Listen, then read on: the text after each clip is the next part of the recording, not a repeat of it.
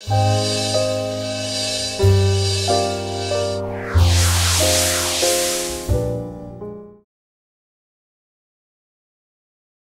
To stop for movies. Cinema అంటేనే వినోదంతో కూడిన వ్యాపారం. వ్యాపారం అన్నాక లాభ నష్టాలు అనేవి కామన్.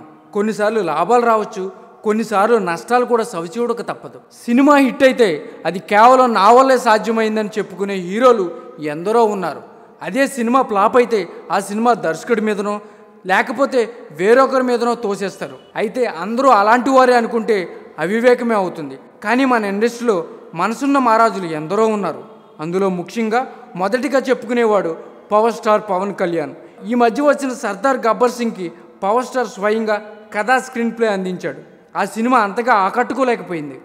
ఈ సినిమానికి ఉన్న డిస్ట్రిబ్యూటర్స్ కొంతవరకు నష్టపోయారన్న విషయం తెలిసిందే. అలా నష్టపోయిన వారిని ఆదుకోవాలని పవర్ స్టార్ నిర్ణయించుకున్నాడట.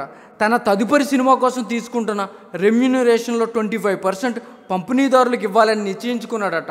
ఆహా, ఎంత ఔదార్యం! Hats off to Pawan Kalyan.